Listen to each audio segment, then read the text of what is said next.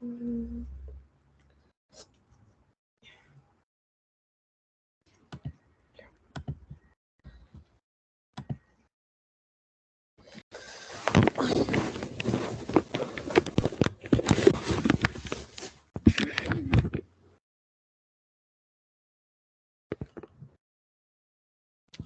Ya, entonces como venía diciendo, hoy vamos a ver lo que es el tema ya, el último tema, que es primero sobre columna vertebral. Entonces, voy a poner esto de acá. Ya. Entonces, hay que recordar que la columna, hablando anatómicamente, pues va a estar compuesta de 33 vértebras, ¿ok? Las cuales lo van a dividir tanto en una zona cervical, en una zona torácica, en una zona lumbar y la zona pélvica, ¿no? Entonces, estas zonas van a tener, digamos, una cantidad de vértebras que las van a poder dividir y según, digamos, la cantidad que tenga cada una, vamos a poder determinar si es que están normales o si es que hay alguna falla en esa zona. Entonces, recordándonos más porque esto ya lo hemos visto en anatomía, a nivel de la cervical tenemos lo que son 7 vértebras cervicales de C1 a C7. A nivel de las torácicas tenemos 12, desde la T1 hasta la T12. A nivel lumbar tenemos 5, desde la L1 a la L5. Van a haber 5 vértebras sacras fusionadas, sacro desde la S1 a la S5. Y por último van a ser 4 vértebras coxígeas fusionadas que van a dar lo que es el coxis. Entonces es importante que recuerden el número de cada una de estas porque van a haber enfermedades que vamos a poder justamente sacarlas por la falta o la conversión de una a otra vértebra. Ahora, también a nivel de la columna, vertebral, van a ver, ¿cómo decirlo? O sea, como curvaturas normales, completamente normales, las cuales le van a dar justamente ese ángulo que tiene y también justamente nos va a ayudar en el soporte que le va a dar al cuerpo, ¿no? Van a ver lo que son curvaturas normales, lo que es una cifosis, que es una curvatura normal, una curvatura cifosis torácica normal, que lo usual es que sea entre 20 a 50 grados y obviamente va a aumentar con la edad. Obviamente aumenta también con la posición o la postura que tenga el paciente. Entonces, ¿cómo es que lo recordamos? Acuérdense, cifosis, la C, es justamente esta curvatura de acá, la que está más exterior. ¿Okay? Esa va a ser la cifosis normal. Y luego tenemos lo que es la lordosis lumbar, que lo normal es que esté entre 40 a 80 grados y va a disminuir con la edad, que justamente es la que va hacia adentro, la lordosis, acuérdense, cifosis, lordosis.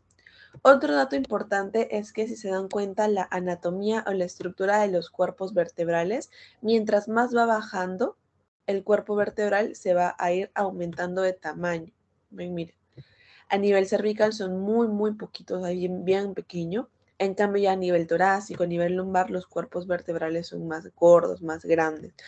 Justamente se da porque a nivel inferior es donde nosotros tenemos o cargamos la mayor cantidad de peso y por eso necesitamos que las vértebras, los cuerpos vertebrales en esa zona sean mucho más grandes, ¿no? Para que puedan soportar la mayor cantidad de peso posible.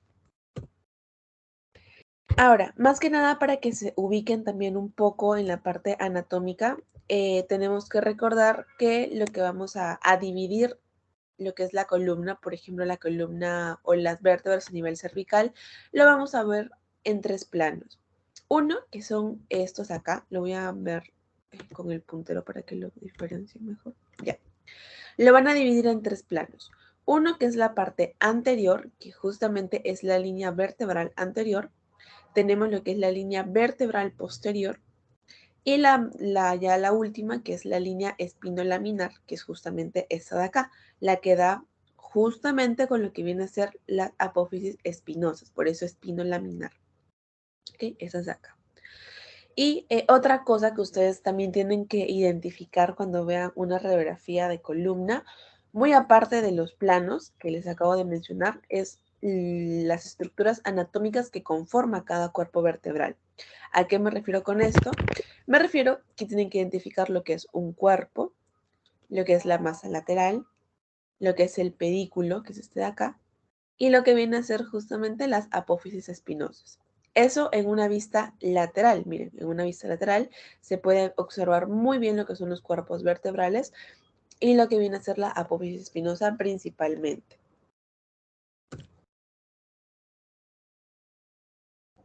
Ahora, hablando anatómicamente de las vértebras y volviendo a recordar lo que son las partes, porque acá sí nos va a importar mucho lo que son las partes de las vértebras. En el caso de las vértebras torácicas, vamos a poder identificar lo que es el cuerpo vertebral, toda esa zona de acá, el cuerpo vertebral. ¿Ok? En segundo lugar, vamos para la parte de atrás y tenemos lo que viene a ser las apófisis espinosas, que son estos de acá, igual acá. Apófisis espinosa, apófisis espinosa. ¿Ok? Luego nos vamos para las partes laterales, que tenemos estos cachitos de acá que se llaman apófisis transversas. Apófisis transversas. Y lo que va a unir la apófisis transversa con la apófisis espinosa es la lámina. Esto de acá es la lámina. Y lo que viene a ser, lo que une el cuerpo vertebral con las apófisis espinosas, digo transversas, perdón, viene a ser lo que es el pedículo.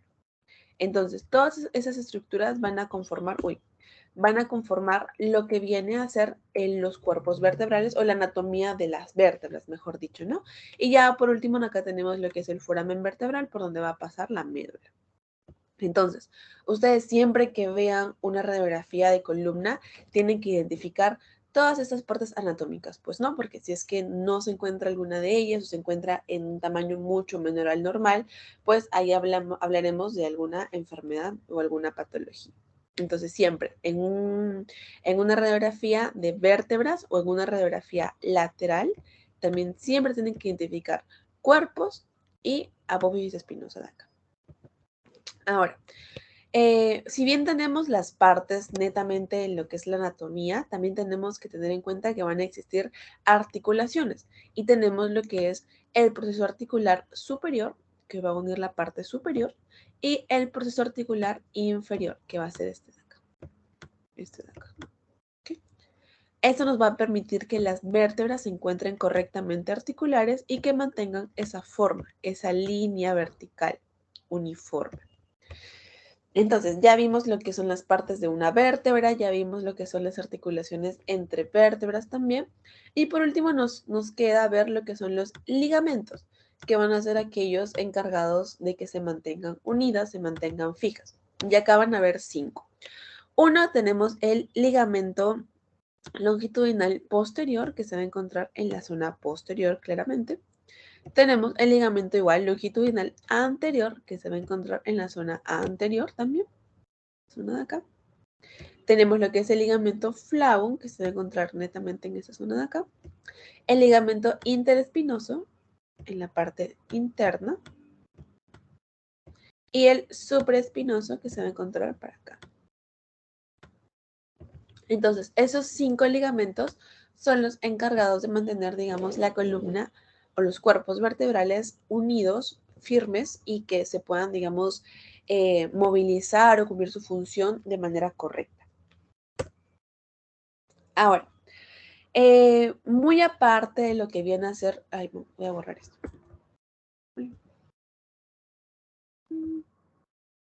Ya bueno, muy aparte de lo que viene a ser lo que son los cuerpos vertebrales como tal, vamos a ir borrando esto. Ay, qué raro. Ya bueno. Muy aparte de lo que vienen a ser los cuerpos vertebrales normales, vamos a tener también lo que conocemos como discos intervertebrales, que van a ser estos de acá. Que en una radiografía normal, pues es muy difícil de distinguirlos, la verdad. No se recomienda mucho para poder evaluar lo que son los discos intervertebrales. Pero en una tomo o hasta en una resonancia, sí se van a poder lograr ver, como es este caso. Esta es una tomografía. Uy, esta es una tomo, ¿ok? En donde, si se dan cuenta, en una columna normal vamos a poder ver correctamente lo que son estos discos intervertebrales, que son justamente los que nos van a ayudar a poder tener un soporte mucho más adecuado en lo que viene a ser la columna. Entonces, lo que vemos acá es justamente, eso de acá es una resonancia, lo que vemos acá. Esa es una resonancia. Y lo que vemos acá es la diferencia de estas dos partes. Si se dan cuenta, hay una parte más externa, que es una zona más hipointensa, más negra, y hay una zona central, que es una zona hiperintensa, que es más blanca, como que una tonalidad más clara. Entonces, esta zona hiperintensa se le denomina núcleo pulposo. ¿Ok? Núcleo pulposo. Y la zona externa, la zona más negra que ustedes ven acá, que se ve más hipointensa, se le denomina zona fibrosa.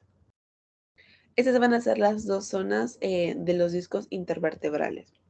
Entonces, en una resonancia podemos ver estas dos zonas y en una tomo, que es esta de acá, me olvidé mencionarles, esta de acá, también se logra ver cierta diferenciación, miren acá, pero como es una tomo no se logra ver con total diferencia como si en una resonancia.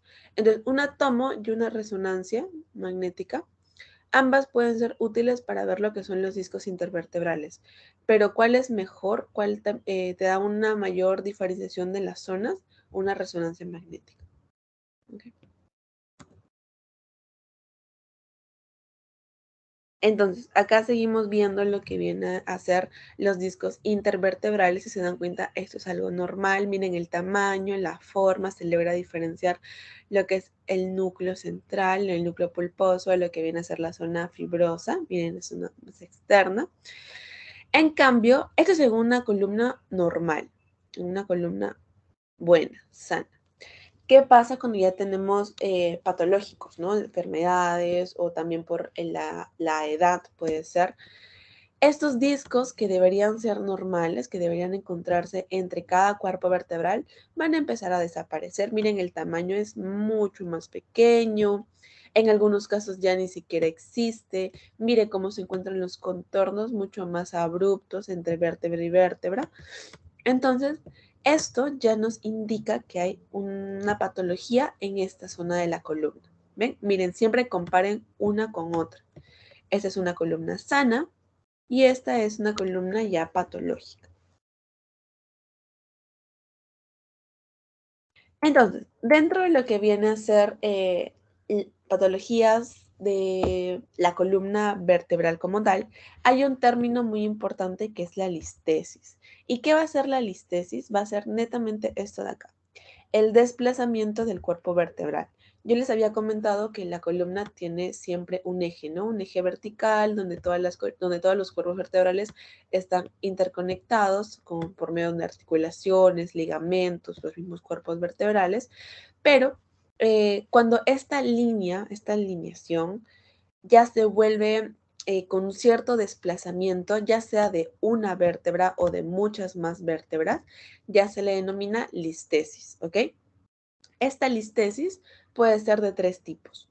Puede ser anterolistesis, que se va hacia adelante, una retrolistesis y una laterolistesis. ¿Ok? Entonces, para nosotros poder determinar si es una antero, una retro, una lateral, no en muchos casos, generalmente se ve en una radiografía lateral, pero para poder determinar si es antero o retro, nos basamos siempre en la columna de arriba. ¿Qué quiero decir? La relación de la columna de arriba con relación a al cuerpo vertebral, perdón, de abajo. Si la de arriba se encuentra en relación hacia adelante de la vértebra de abajo, se le va a denominar anterolistesis. Por lo contrario, si la vértebra de arriba se encuentra más atrás de la columna de abajo, eso es una retrolistesis. Siempre la que manda es la vértebra de arriba, la superior. ¿Ok? Entonces, para poder nosotros denominar o clasificar esta listesis, tenemos lo que son ciertos grados. Según los grados que tenga, ya sea de anterior o posterior, pues lo vamos a dividir en grado 1, grado 2, grado 3 o grado 4. Entonces, el grado 1 es cuando las vértebras se encuentran diferenciadas en menor de 25 grados. El grado 2 es entre 25 a 50 grados. El grado 3 es de 50 a 75 grados y el grado 4 es mayor a 75 grados. Entonces, cómo es que se va a representar en una resonancia. Las de grado 1, como son las más pequeñas o las menos graves, se van a presentar así, en 25 grados. Es como que si la vértebra estuviera así, un poquito inclinada, ¿no? Se nota ahí un poquito inclinada. Si fuera un grado 2, ya va de 25 a 50. Miren, se va inclinando más hacia adelante. Si fuera un grado 3, sería ya en esta zona de acá, más hacia adelante. Y a un grado 4 sería más hacia adelante. Así se va denominando. ¿Ok? Entonces, si se dan cuenta, mientras más grados haya, obviamente va a ser un grado mayor de lo que viene a ser esa deformación o esa enfermedad. Entonces, acá, por ejemplo, lo que vamos a ver es una resonancia en donde vamos a ver lo que es una anterolistesis. ¿Se acuerdan que les dije que la vértebra que mandaba era la de arriba? Esta de arriba, en relación a la de acá abajo, se encuentra hacia adelante. Entonces, esa es una anterolistesis. Uy, es la anterolistesis, ¿ok? Porque se encuentra hacia adelante. Y si se dan cuenta, no hay mucha diferencia en esta zona de acá. Entonces, acá, miren, acá, acá. En esta diferencia, en esta angulación, pues no debe ser mayor de 25 grados. Entonces, debe estar como que en un grado 1 más o menos, ¿no? Eso ya se encarga más que nada el radiólogo, que se encarga de medir exactamente en la imagen, pero al ojo se podría decir más o menos que está menor a 25 grados, ¿no? Y por lo tanto puede ser un grado 1. Y esta otra imagen de acá ya es una imagen en 3D, en la cual, muy aparte de que vemos que los espacios intervertebrales se encuentran disminuidos, vemos como también una vértebra se encuentra encima de la otra, los contornos son mucho más irregulares, prácticamente están que chocan vértebras y vértebras, ¿no? Entonces acá también hay lo que es la unión o lo que es la disminución del espacio intervertebral.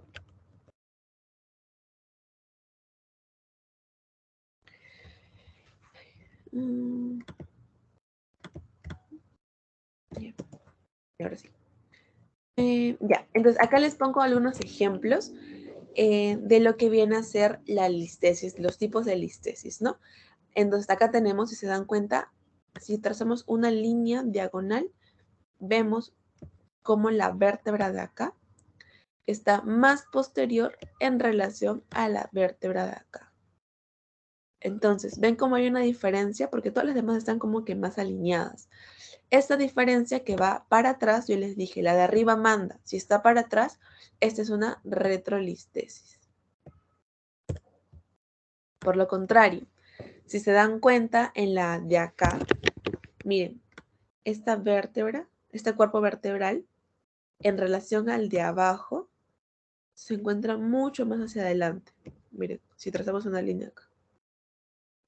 Si se va para adelante la vértebra de arriba con respecto a la de abajo, esa es una anterolistesis. Igual de acá, miren, trazamos el cuerpo vertebral acá, y acá hay una cierta hacia adelante. Esa también es una anterolistesis. Entonces, lo único que tienen que reconocer son los cuerpos vertebrales, ver que la de arriba, cómo se encuentra en relación con la de abajo, y ahí pueden denominar si es una retrolistesis o una anterolistesis.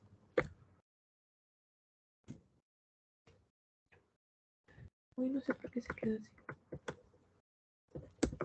Y ahora sí. Entonces, ese es un término patológico si es que podamos, digamos, la relación entre cuerpo vertebral con cuerpo vertebral. Ahora, hay otra patología también que estoy muy seguro que ustedes han escuchado, que es la escoliosis. ¿Qué va a ser la escoliosis? No va a ser nada más y nada menos que la pérdida de la alineación de la columna vertebral en un plano coronal. ¿Ok?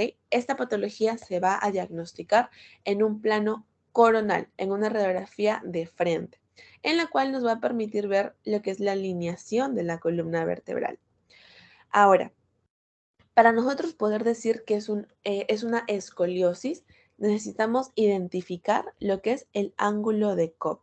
El ángulo de Cobb en una escoliosis se le denomina cuando Esta angulación, esta curvatura, va a presentar lo que es un grado mayor a 10, ¿ok?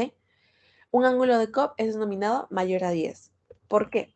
Porque va a haber pacientes que van a presentar cierta desviación de la columna, pero que esa desviación no va a llegar a medir más de 10 grados. Entonces, cuando esa desviación, esa curvatura o ese ángulo es menor a 10 grados, únicamente se le va a denominar asimetría vertebral. ¿Por qué? Porque se le denomina es una cierta desviación vertebral. En cambio, para nosotros confirmar que es una escoliosis, necesitamos que el ángulo de Cobb sea mayor a 10 grados. Ahorita les voy a explicar cómo sacar el ángulo de Cobb, pero acuérdense de esta definición, mayor a 10 grados. ¿Ok? Entonces, para estas patologías, la radiografía sigue siendo la técnica de elección y en casos más complejos que ustedes quieran verlo de una mayor nitidez en la columna, pues pueden tomar lo que es una tomografía o una resonancia, ¿no? Pero de primera instancia, una radiografía coronal nos ayuda bastante. Ahora, ¿cómo es que vamos a decir que nuestra columna está alineada o que nuestra columna está vertical, por así decirlo? Van a haber dos reparos anatómicos imaginarios que nos van a ayudar para poder terminarlo, ¿no? Entonces, en una radiografía tenemos lo que es la línea plomada C7, que va a ser toda esta de acá, que se va a trazar justamente en el centro de la C7. Trazan una línea vertical desde arriba, desde C7 hasta el final. Y la segunda línea imaginaria va a ser la línea vertical centro-sacra, la línea centro-sacra, que como su nombre lo dice, va a ser un punto medio que va a atravesar el sacro, o sea, en la parte de acá, encima de los sacros. Entonces, ustedes trazan estas dos líneas, una línea vertical y una línea horizontal, y el punto medio siempre tienen que estar concordando en el centro, ¿ok? Siempre tienen que acabar en el centro, en la parte de acá. Ahí. Ambas tienen que coincidir en la ubicación exacta central. ¿Qué pasa cuando esta línea, cuando trazan ambas líneas, miren, desde la C7 trazan la vertical y trazan acá también lo que son las líneas sacra y ven que se va más diagonal y el punto medio ya no acaba en el centro del paciente, sino acaba mucho más lateralizado. Ahí es donde denominamos que ya puede haber algún tipo de escoliosis o ya se asemeja a lo que es una desviación de la columna. Entonces, ¿se acuerdan cuál era el signo que nos ayudaba para poder determinar escoliosis? Justamente era el ángulo de Cobb, que les dije que era mayor a 10 grados. Entonces, ¿cómo sacamos este ángulo de Cobb? Vamos a tener que identificar la curva más grande. En este caso es esta. Y esta es la curva más grande, por lo tanto tiene una vértebra de inicio y una vértebra final.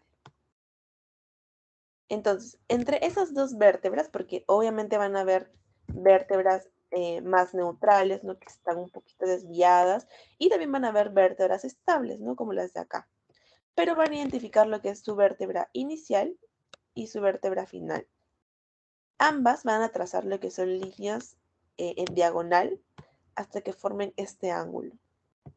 Este es el ángulo de Cobb, que si mide más de 10 grados, ya se le denomina una escoliosis.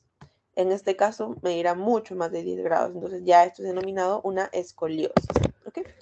Acá hay otro ejemplo que también les traje para que lo puedan ver. Acá, como les dije, había una vértebra apical, la vértebra que más se desvía en la parte superior. Ah, no, perdón, esta es la vértebra apical, que es la que más se desvía. Tenemos la vértebra superior y la vértebra inferior. Estos son los límites.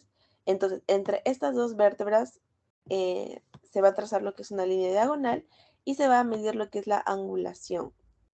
En este caso, por ejemplo, mide más de 87 grados, ya súper pasado los 10 grados que dijimos, ¿no? Entonces, ya también para este ángulo van a existir también lo que son grados.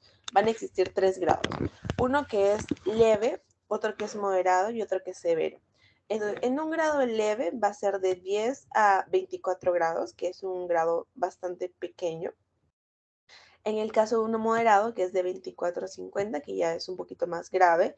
Y en el caso de que sea mayor a 50 grados, ya es un caso bien severo, ¿no? Miren toda la desviación de la columna que tiene. Ya es bastante prominente lo que va a hacer con respecto a la columna vertebral.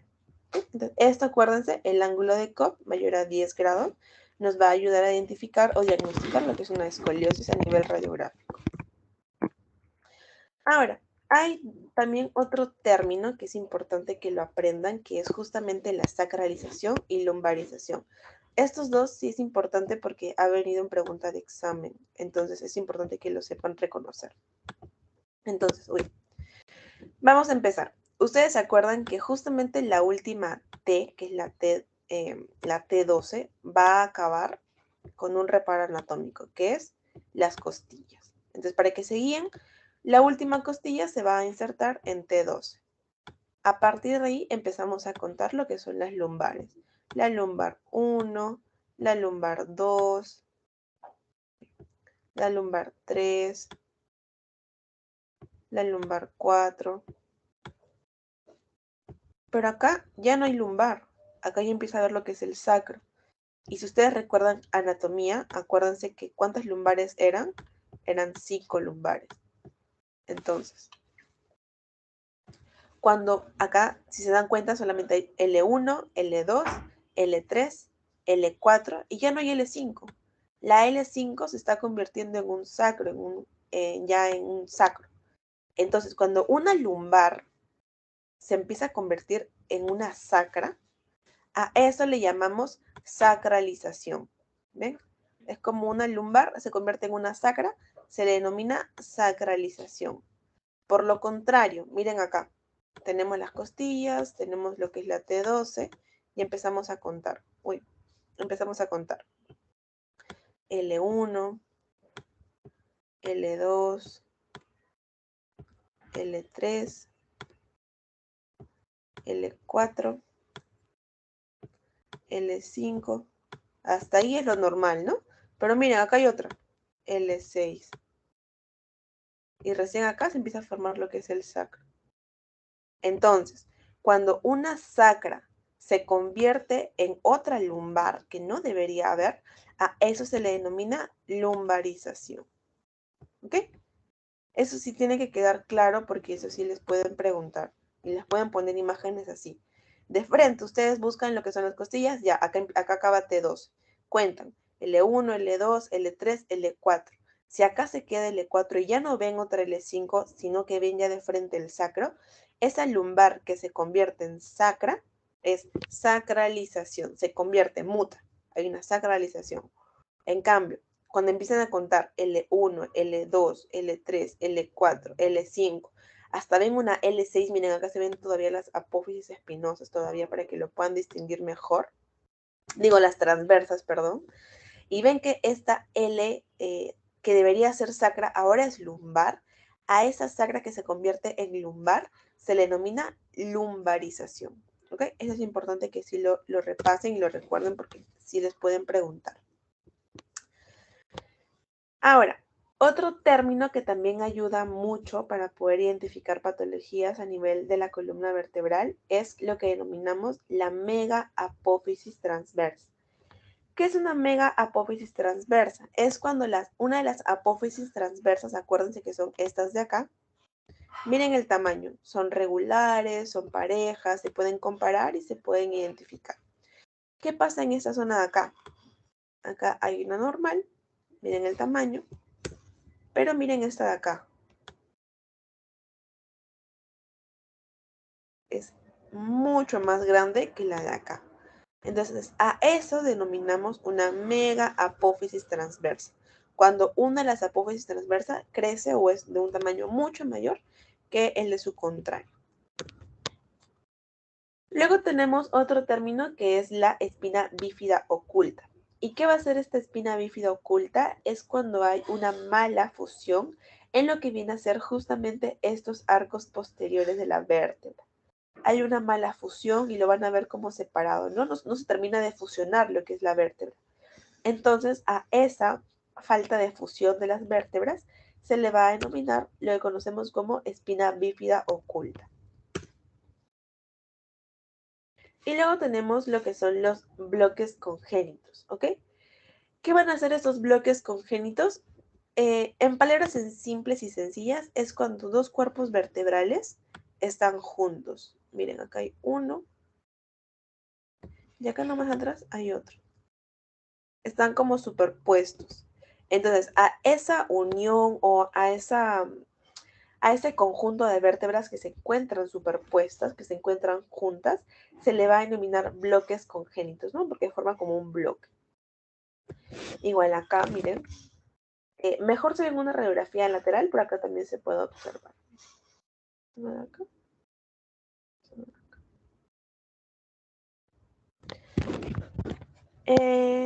Y ya, esos bloques congénitos. Y por último, creo que ese es el último, sí, lo que son las hemivértebras. ¿Qué es una hemivértebra? Su nombre lo dice. Es cuando no hay una formación completa de lo que es la vértebra. Únicamente se va a formar la mitad de la vértebra. Entonces, en una radiografía de tórax o radiografía de columna, se puede ver como un todo, ¿me entienden? Como si fuera uno solo. Pero, como les dije, una mejor imagen se va a ver en lo que es una resonancia magnética. Entonces, ¿en qué va a consistir estas hemivértebras? Ustedes cuando ven la parte anatómica tienen que identificar que sean parejas, ¿no? Que acá uno y acá otro. Acá uno y acá otro. Pero en el caso de las hemivértebras solamente va a existir el desarrollo de una de las partes. Uy, por ejemplo, en este caso es la de acá. Y cuando quieren comparar, acá no hay. Entonces, esto se le denomina hemivértebra, cuando solamente se desarrolla una de las dos. Y obviamente ya en una resonancia magnética se puede ver mucho mejor, ¿ven? Acá hay completo, completo, completo, y llegas acá y solamente hay una parte. Y la otra parte está no habida. Y justamente concuerda con la desviación de la columna.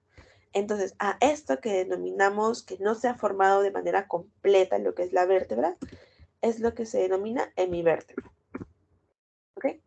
Entonces, esos son, digamos, todas las patologías con respecto a lo que viene a ser la columna vertebral. Si se dan cuenta, son bastante sencillas. Les pueden venir una que otra pregunta de esas, pero no son tan complicadas de poder diferenciarlas unas con otras. Ahora, pasamos al segundo tema que ya viene a ser lo que son los senos paranasales. ¿Ok? Ay, no sé por qué sigue con esto.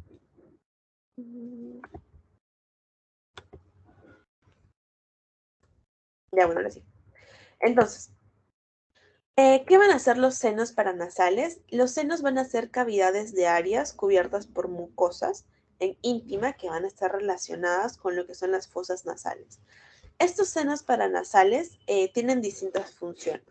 Dentro de las más importantes, que también exponen en su teoría, es la de reducir el peso de la cabeza, que en sí es la más importante. También humidificar lo que es el aire y ayuda también a la resonancia de la voz, ¿no? Sobre todo en la zona que se encuentra, que es la cara. Estas van a ser de 4 tipos. Vamos a tener lo que son las de tipo frontales, que van a ser estas de acá. Las etmoidales, que se encuentran más posterior. Las maxilares, que son las más grandes, que ahorita lo vamos a ver. Y la del esfenoides, ¿no? Que se va a encontrar más posterior también. Entonces, en una radiografía nos va a ayudar mucho lo que es una radiografía de cráneo. En este caso sí es muy útil pedir radiografías, pero tenemos que pedirlas en 3 planos. En un plano o en una incidencia postero-anterior, en una incidencia lateral, para ver lo que son los senos, las órbitas, la parte de la mandíbula. Y la última, que es la Waters, que es la de acá, o también se le denomina vértex placa, que también la vimos en la primera clase de neuro. ¿Ok? Estas son las 3 incidencias que ustedes pueden solicitar para poder evaluar correctamente lo que son los senos paranasales. Entonces, en esta primera imagen lo que vamos a ver son 2 cosas. Uno, que es la parte de los senos frontales, que es esto de acá. Y en segunda, que es la más fácil de reconocer, que son los senos maxilares, que son estos de acá, que se encuentran justamente debajo de lo que son las órbitas. Miren, estos de acá son los senos maxilares. Maxilares. Igual acá, en la segunda también podemos observar lo que son los senos maxilares. Miren, todos son de acá. Y en la tercera también podemos ver lo que son los senos maxilares. Miren acá. Senos maxilares, senos maxilares. Y un poco lo que son los senos frontales en la parte superior. Frontales y maxilares. Ahora, eso es con respecto a la radiografía, pero también existe otro método de estudio que es la tomografía, que justamente la tomografía va a ser mucho más útil para lo que es un diagnóstico inicial y sobre todo para poder identificar la extensión de la enfermedad. Van a haber patologías de las cuales van a ser más infiltrativas que otras, van a tener mayor destrucción ósea. Entonces la tomografía nos ayuda a determinar exactamente qué espacio está correspondiendo a lo que viene a ser la enfermedad. Y en base a nuestro diagnóstico, pues poder plantear lo que es un tratamiento quirúrgico o simplemente hacerle lo que es un seguimiento al paciente. Entonces, para nosotros poder determinar patologías, tenemos que recordar la parte anatómica, que es esto de acá. Entonces, en una tomografía lo primero que tenemos que identificar, y es la parte más sencilla porque es la parte más grande, es los senos maxilares, estos de acá, que se encuentran justamente debajo de lo que son las órbitas. ¿Okay? De frente ven una radiografía o una tomografía coronal o de cabeza y identifican lo que son los senos maxilares, que son estos dos. Los que se encuentran, estos son los senos maxilares. Los que se encuentran por arriba son las celdas etmoidales, que vienen a ser estas de acá. Celdas etmoidales. Y lo que se encuentra por detrás son los senos esfenoidales, que son estos de acá, el seno esfenoidal. Igual acá. Estos son los senos maxilares. La parte central es la parte nasal. Lo que tenemos acá es el tabique nasal y el hueso nasal, ¿no? Principalmente lo que son los senos maxilares. Y estos de acá son las celdas etmoidales, que se encuentran rodeando lo que viene a ser las órbitas. Y el seno frontal derecho que se encuentra allá para acá, ¿no? El seno frontal derecho, el seno otro frontal, vas bajando celdas etmoidales, sigues bajando en lo que son los senos maxilares, y acá tenemos ya lo que es el tabique nasal y el cornete inferior, ¿no? Y por último, en otro plano, lo que es el seno esfenoidal. Entonces, vamos a empezar con lo que son los senos frontales, que vienen a ser estos de acá. Estos son los senos frontales, en una radiografía coronal y en una radiografía axial, que son estos de acá.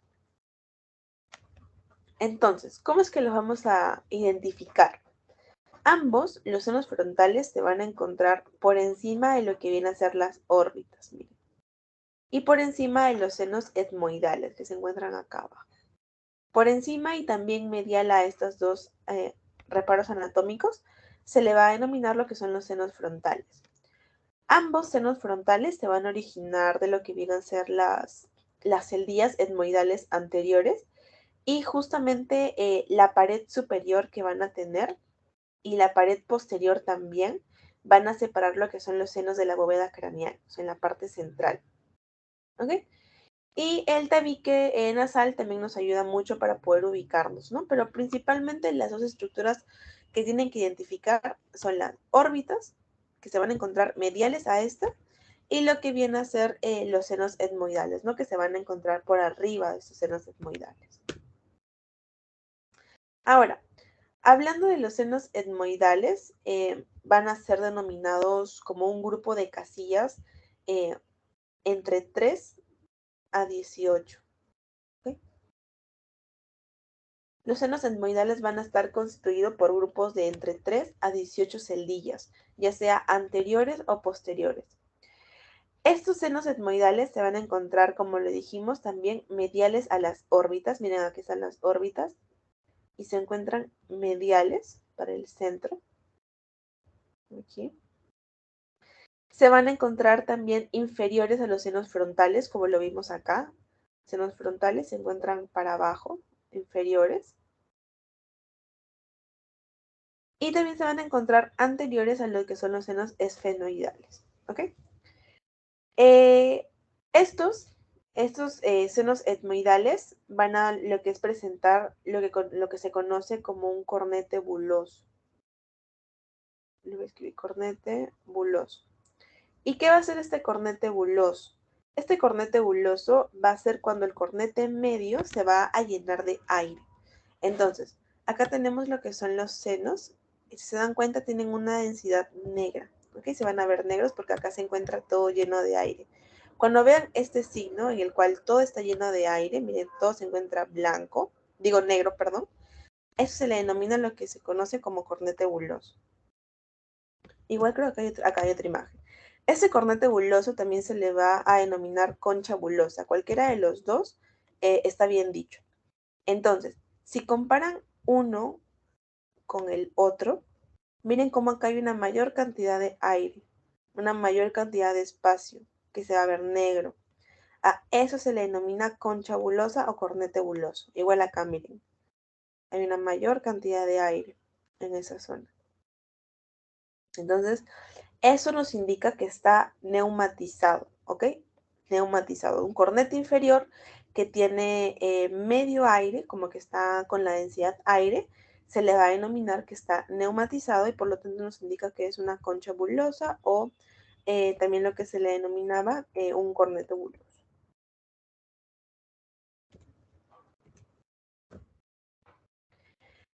Ahora, tenemos lo que son también los senos maxilares, que como les dije, son los más sencillos de identificar porque se encuentran por debajo de las órbitas, miren. Son los más grandes. Se encuentran acá, en una vista coronal. Y en una vista lateral son todos estos de acá. Miren, toda esta zona de acá. Entonces, estos senos maxilares van a conformar lo que es el piso de las órbitas porque se encuentran por debajo. Y medialmente se extiende hasta lo que es la pared lateral de la cavidad nasal. Esta es la cavidad nasal y se van a encontrar laterales hacia esa cavidad. ¿Okay? Laterales e inferiores a lo que son las órbitas. Luego tenemos lo que son los senos esfenoidales. Ya. Lo que son los senos esfenoidales, que esos se van a extender posterior a lo que es la pared anterior de la silla turca y también por debajo del piso de esta. Y se van a encontrar dentro del hueso esfenoides, ¿no? Por su nombre lo dice, el seno esfenoidal, y se van a encontrar dentro de lo que es el hueso esfenoides. Entonces, aquí hay... ¿Dónde está?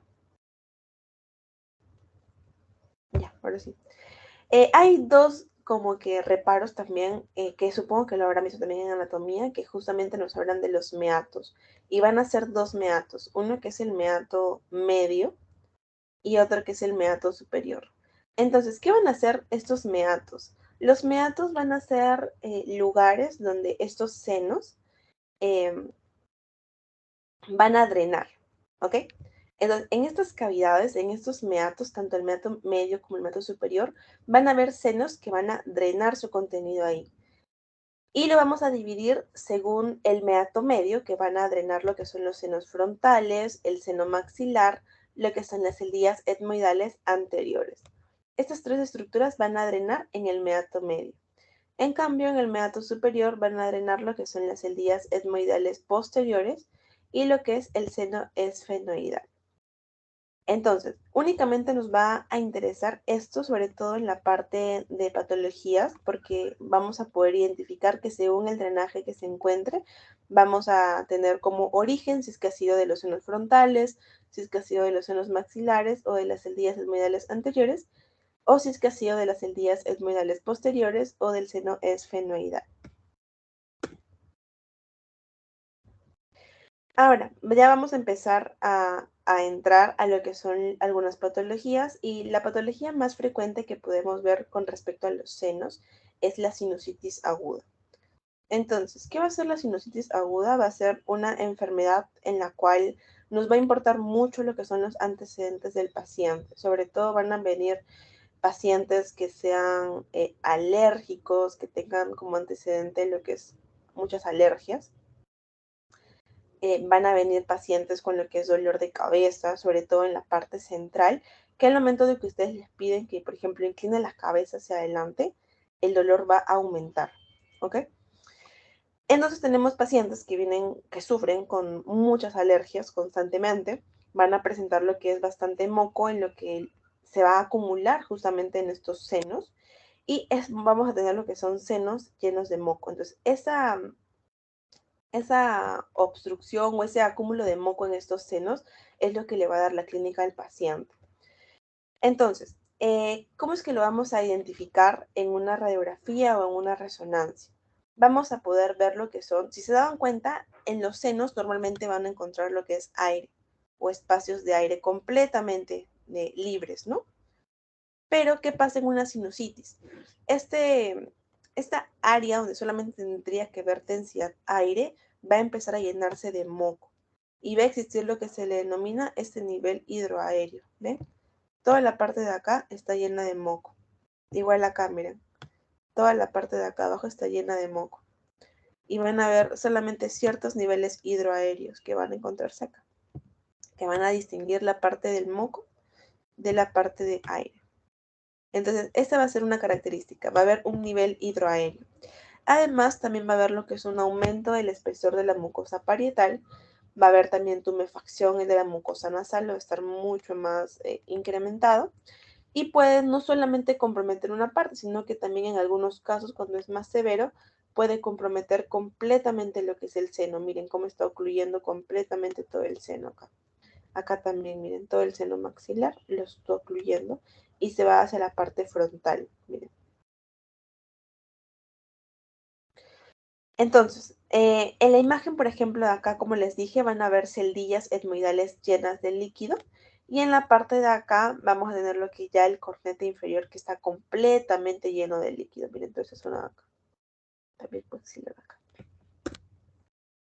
Entonces, en una radiografía, ¿cómo es que van a ver? Van a ver, identifican, por ejemplo, lo que es el seno maxilar. Miren acá. Y si se dan cuenta, hay un nivel hidroaéreo. Que está la mucosa.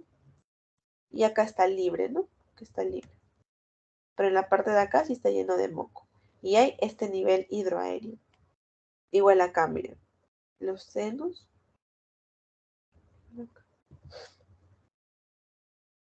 Van a ver niveles hidroaéreos. Acá también. Van a estar llenos de moco en esa zona.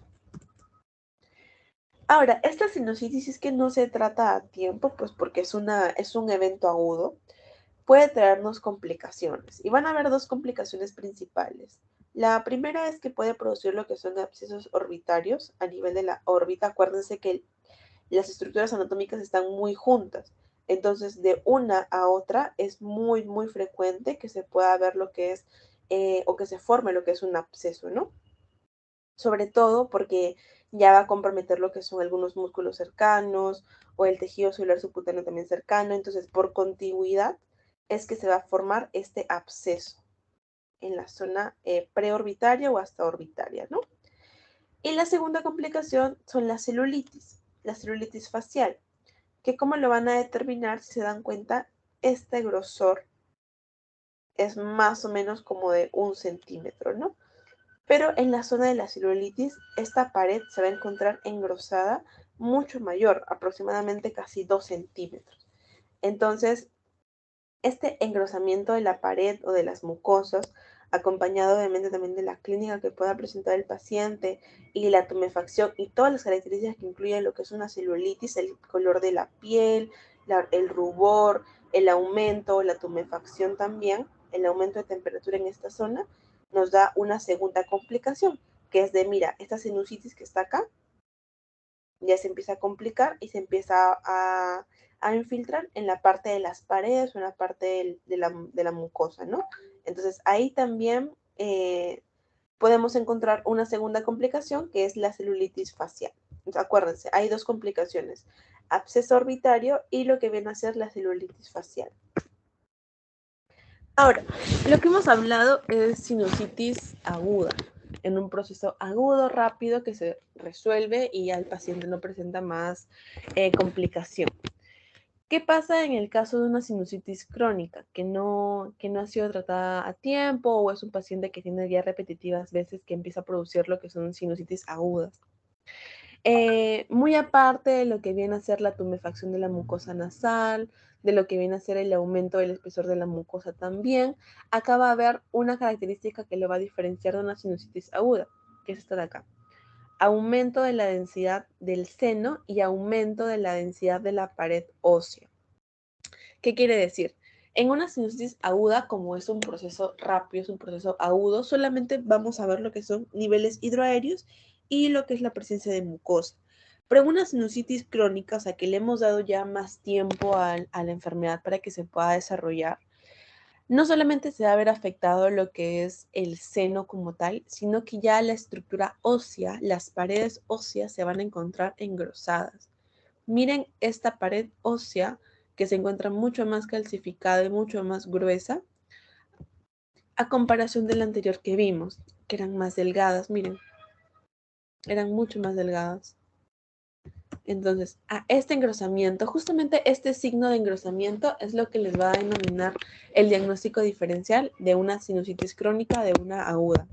Acá también, por ejemplo, está también más engrosada, obviamente menos que la de acá, pero también se encuentra engrosada. Miren toda esta pared, el engrosamiento de la pared ósea, que nos va a indicar que estamos ante una sinusitis crónica. Otra patología que también vemos frecuentemente es con respecto al mucosele. ¿Y qué va a ser el mucosele? Es una colección líquida por obstrucción del ostium. Va a haber una obstrucción a este nivel, miren. Toda esta zona de acá se va a encontrar obstruida.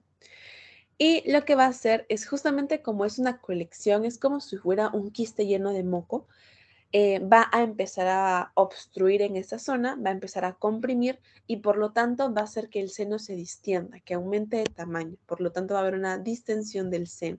Se empieza a distender, se empieza a aumentar de tamaño.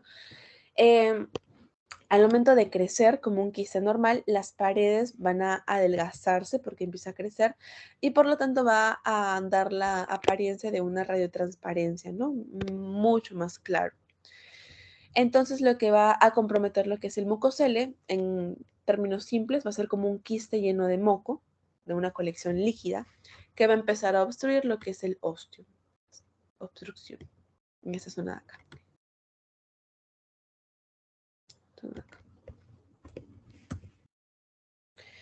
Y ya, eso serían lo que corresponde a algunas patologías con respecto a los senos paranasales y luego vamos a ver lo que son los tumores benignos, ¿ok? Que son muy pocos, la verdad, no son tan complicados.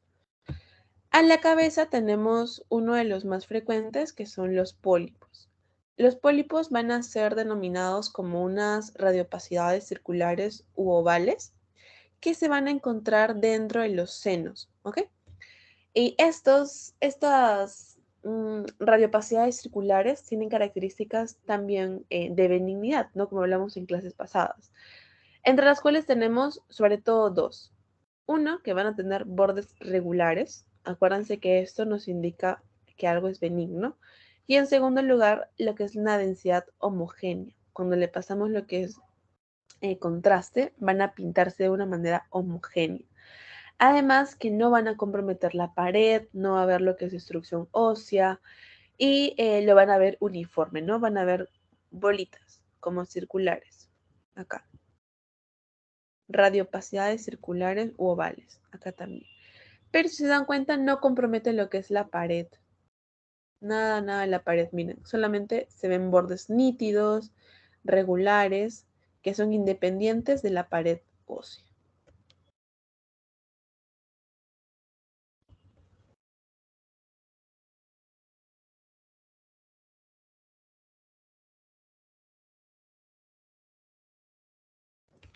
Ya.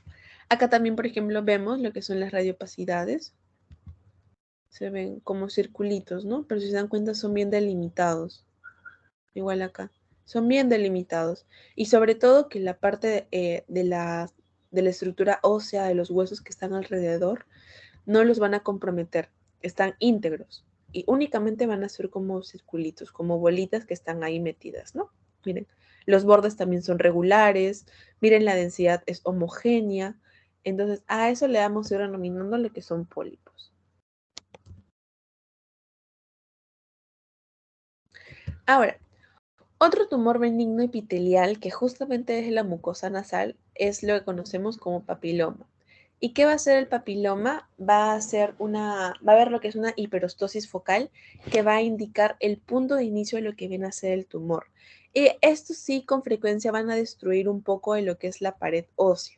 ¿Por qué? Porque van a ser muy infiltrativos. Miren cómo se van a ir discurriendo por toda esta zona. Y lo que debería haber acá, lo que es una separación, ya empiezan a ver un poquito más, ser un poco más infiltrativos, ¿no? Por lo tanto, va a haber esta hiperostosis focal, una destrucción focal o localizada de lo que viene a ser el punto de inicio del tumor. Entonces, el papiloma, a diferencia de que eran los pólipos, sí va a presentar lo que es una hiperostosis focal. De esa manera lo pueden diferenciar, porque sí rompe un poco más de lo que es la pared del hueso. Entonces, en esta imagen de la derecha, por ejemplo, podemos comparar lo que es el seno maxilar normal, que es este de acá, y vemos cómo hay también un aumento de lo que es el grosor de la pared. Miren, todo este aumento del grosor de la pared también se encuentra ahí, ¿no? Y como lo dijimos, con frecuencia va a destruir cierta parte localizada de la pared del hueso. Ahora, con respecto a los tumores malignos, tenemos a la cabeza, y esto ya lo hemos hablado antes, que es el ostioma.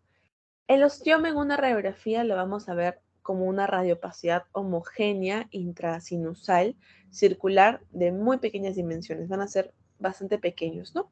La densidad que presenta, miren, ya es mucho más elevada. Se pinta casi igual que la densidad cálcica. Va a presentar algunos bordes regulares porque sabemos dónde empieza y dónde termina. Entonces, al momento de nosotros determinar eso, podemos decir que tiene bordes regulares. ¿Ok? Entonces, en esta imagen de acá, por ejemplo, ya la densidad que pinta, a diferencia de la anterior, es mucho más intensa. Pinta mucho, mucho más. Entonces, miren, si lo comparan con la densidad cálcica, es casi, si no es por decir igual, que la misma densidad. Entonces, esa va a ser una característica de lo que son los ostiomas. Miren, se pinta también muy parecido a la densidad cálcica. Y ya en otro caso también tenemos lo que es el carcinoma epidermoide. Este carcinoma epidermoide, a diferencia del anterior, ya va a invadir lo que es la pared externa, va a invadir lo que es el tejido celular subcutáneo, hasta se puede dirigir hasta la región de la cara. En este caso, miren, ya ha roto el hueso y va a comprometer la región antromaxilar, o sea, la región anterior. Este es mucho más agresivo, ya va hacia las partes de lo que son las partes blandas, ¿no? Lo que es el tejido celular subcutáneo, lo que es la piel, lo que puede ser las zonas de la cara, lo que pueden ser las zonas de los ojos también. Y justamente la región que más le gusta comprometer es la antromaxilar. Casi más del 80% de los casos de un carcinoma epidermoide en esta zona comprometen lo que es la región antromaxilar. Entonces, lo que va a ocurrir acá es que se va a extender la piel, miren cómo va rompiendo lo que es el hueso, a diferencia, por ejemplo, de la celulitis, ¿no? Que la celulitis no rompía el hueso, únicamente aparecía en esta zona de acá, ¿se acuerdan? Que había un engrosamiento, pero no había ruptura de hueso. En el caso del carcinoma epidermoide acá sí va a haber una ruptura del hueso porque la densidad es un poquito más alta.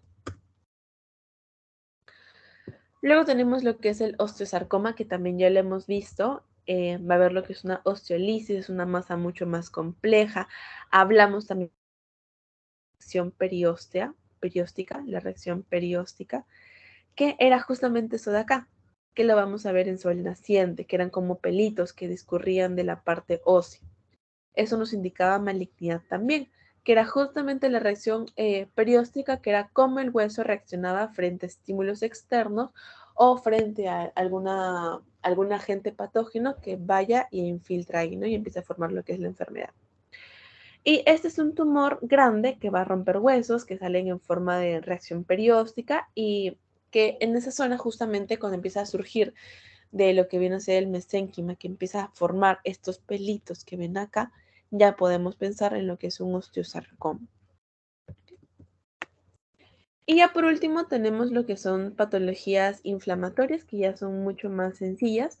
En primer lugar tenemos lo que es una otitis media aguda, esta va a ser una patología donde veremos una densidad a nivel del oído medio como una densidad líquida, ¿ok?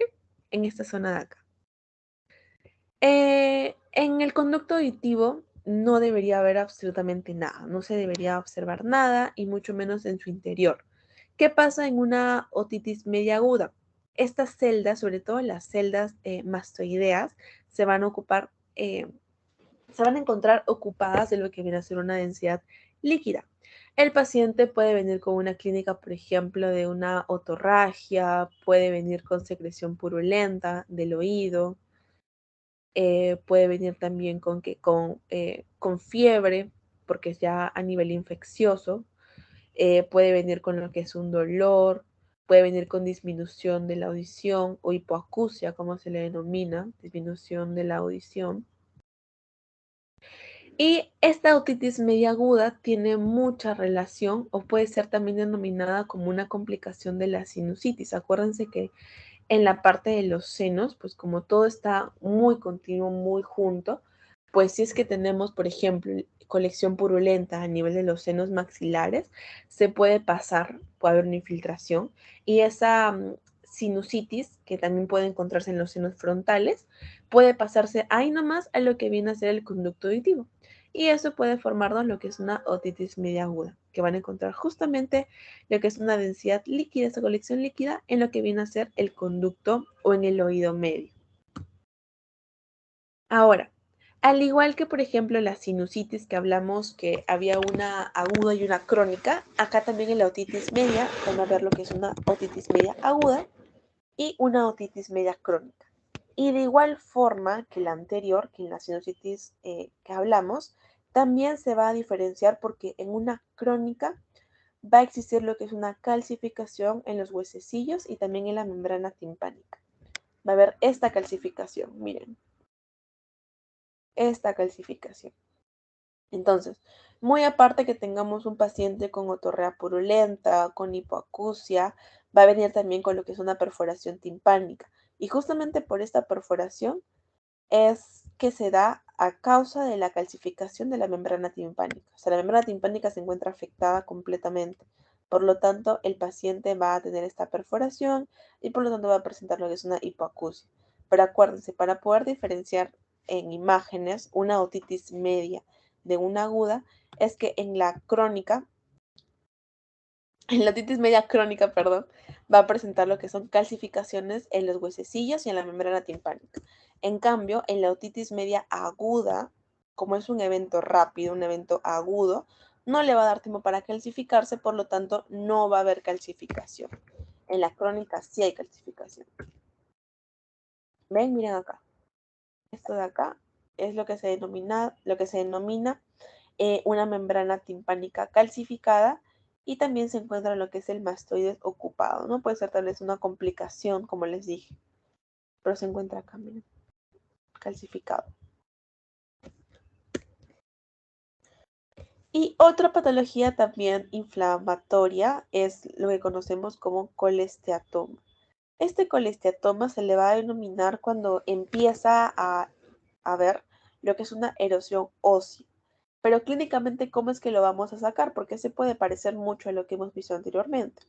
Clínicamente les van a decir, o el paciente va a referir, que va a presentar lo que es una otorrea maloliente crónica, que no es de un día, 2 días, 3 días, va a ser crónica, va a ser de mucho tiempo.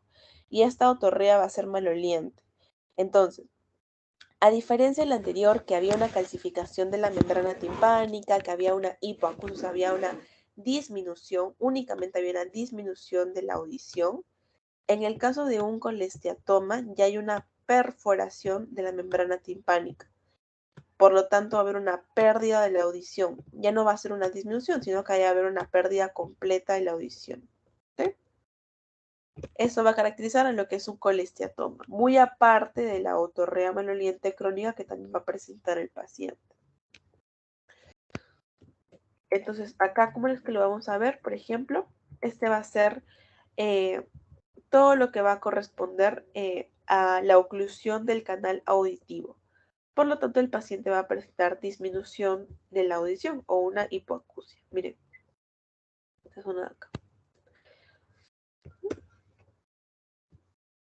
Y ya por último, no sé si en su teoría les habrán puesto lo que son los tumores de glomus, al menos cuando yo lo llevé y el año pasado también les mencionaron, así que por si acaso se los pongo, por si es que les preguntan. Tenemos lo que son algunos tumores mucho más pequeños, ¿no? Tenemos lo que es el tumor de glomus, que este sí va a ser lo que es un tumor vascular. Miren acá, se va a encontrar lo que es un tumor vascular que en cierta forma o en cierta cantidad va a empezar a ocluir lo que es el canal auditivo. Entonces, si es que el canal auditivo se encuentra ocluido por una parte de un tumor, la cantidad de aire o que pase por acá para poder oír correctamente va a ser menor. Por lo tanto, el paciente va a presentar lo que es una hipoacusia, ¿no? Ahí lo van a ver. Igual en la zona de acá también vamos a ver que el canal auditivo, miren, ya está completamente ocluido. Por lo tanto, la capacidad auditiva del paciente para poder escuchar va a ser mucho menor. ¿Okay? Va a estar comprometido toda esta zona también de acá. Y por lo tanto, el paciente va a presentar lo que es una hipoacusia.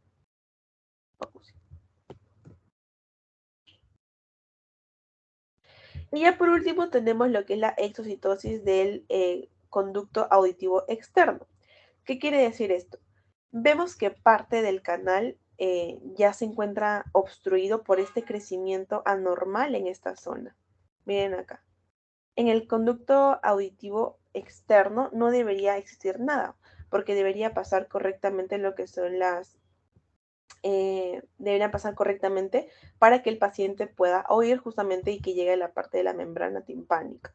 ¿Qué pasa cuando este espacio se encuentra mucho más reducido? Lo que va a pasar por acá es mucho menor. Entonces, la capacidad que tenga el paciente para poder escuchar correctamente va a ser menor. Por lo tanto, nuevamente el paciente va a venir con lo que es una hipoacusia, va a presentar también lo que es un dolor en esa zona. Y cuando ustedes le sacan una resonancia o una tomografía, preferiblemente una resonancia, van a encontrar esta formación ósea. ¿Cómo saben que, por ejemplo, es una formación ósea y no es una densidad líquida? Porque si lo comparan con la densidad cálcica de acá, es muy parecido, casi igual. Entonces, eso no puede ser una densidad líquida, por ejemplo, como acá, o densidad aire, sino que esto ya lo confunden con una densidad cálcica. Por lo tanto, se le va a denominar que hay una hiperostosis, formación de hueso ahí, en esa zona. Hiperostosis. Hiperostosis. Y justamente esa hiperostosis hace que el conducto auditivo externo se estreche. Y por lo tanto el paciente va a presentar esto, ¿no? Dificultad para escuchar. A eso se le denomina lo que conocemos como una exocitosis del conducto auditivo externo. Toda la zona de acá. Igual acá, miren. Ya acá hay una oclusión mucho mayor, si no es completa, de lo que viene a ser el conducto auditivo externo. Acá también, miren. Toda la zona de acá. Uy. Se encuentra ocluido. ¿Ok? Únicamente en el conducto auditivo externo. Entonces, esas son todas las patologías más frecuentes también que les ponen en su teoría. Como les digo, de esta clase no viene mucho en sí. Si les pudieran preguntar algo, sería más que nada lo que viene a ser la columna vertebral, sobre todo el tema de la escoliosis. Les pueden preguntar el ángulo de Cobb, si repásenlo, más que nada recuerden estas medidas. Eso de acá, lo que era la sacralización y la lumbarización, también recuérdenlo por favor. Uy. Y nada más. En temas de senos, la verdad no he visto que venga mucho en exámenes, pero sí es importante que para su vida pues sepan reconocer lo que son las sinusitis agudas, las crónicas, sobre todo a nivel clínico, y ya si la radiografía les ayuda un poco, también es importante, ¿no? Tumores, bien raro, la verdad, más les pueden preguntar en la parte osteoarticular de lo que son tumores. Y a esta última de acá, lo que son patologías inflamatorias, pues también es más que nada lo que es una otitis y esas patologías que también son un poquito más frecuentes, ¿no? A diferencia de las otras. Entonces, esas serían todo por lo que viene a ser ya las asesorías. Literalmente, hoy